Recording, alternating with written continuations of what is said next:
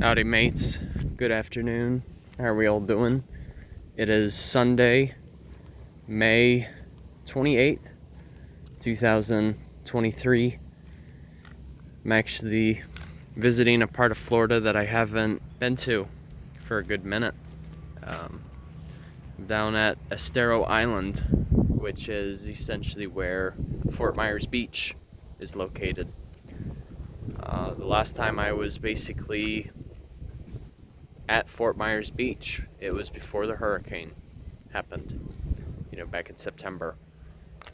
And the occasion, it was back in August, as a matter of fact, and I was visiting my friend Jake, who you saw in a couple of my videos from a couple of weeks ago. He lived in Fort Myers Beach for a good time, and because of the hurricane, he relocated for the time being.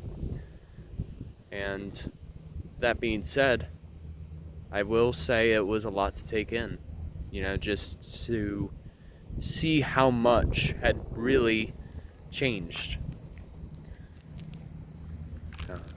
Definitely the recovery is going to take quite some time, that is for sure.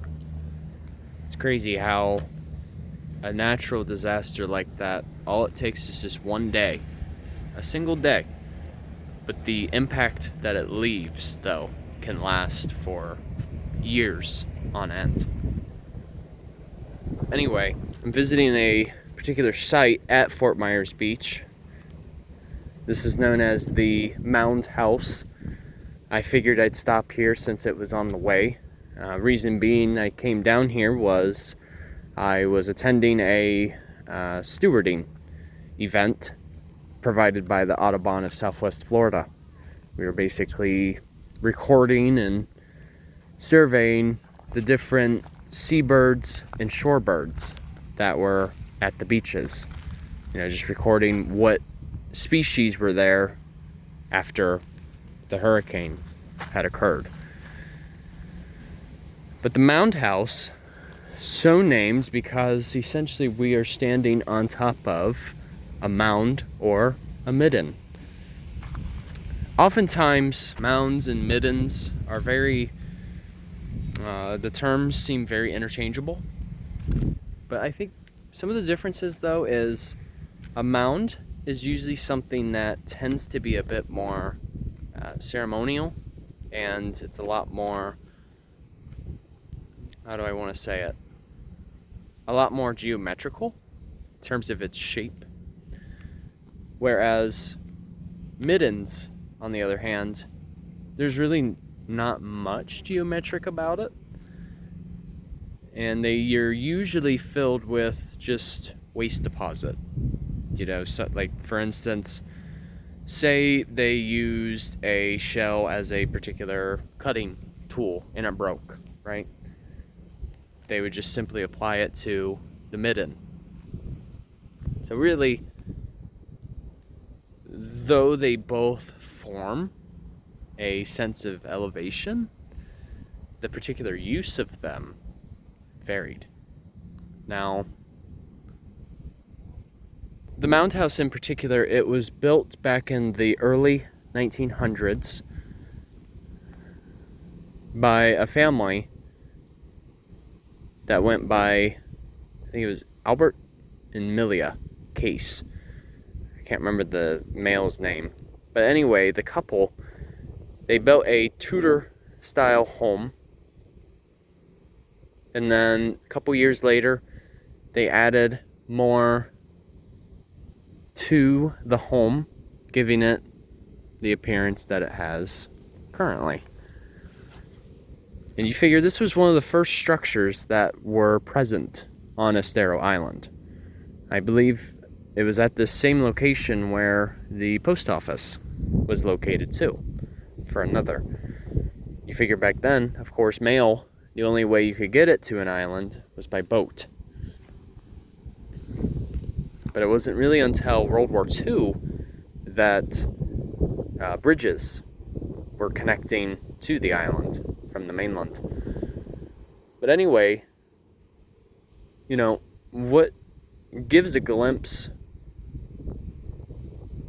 at this place is the fact that it proves that the Calusa Indians were the predominant tribe that lived primarily in Southwest Florida.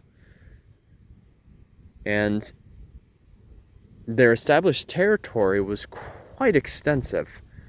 I mean, you figure it probably ranged all the way from Naples to, say, as far north as Tampa. At least approximately. I who can say? But the thing is, if any of you really want to learn more about the Calusa heritage, Pine Island. That is an excellent. It's specifically called the Randell Research Center. But the thing is, I am not sure if they're open yet. I have not been to Pine Island in a long time. Not about a year and a half ago. So it's difficult to say, in terms of how it is over there right now.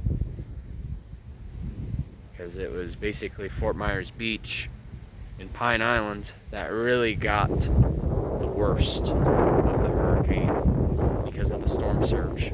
16 feet. That's really unheard of. And, a historic structure like the Mound House, this structure actually had an advantage, given that a majority of the elevation of the island is maybe about 4 feet above sea level, whereas this midden is about 13 feet. And that was another reason that the Calusa built these types of structures, was to allow for more protection from surges. And it certainly worked. I mean, granted, there's extensive roof damage loss, but generally the structure looks fantastic. But it's not the case, though, as you get closer to the beach.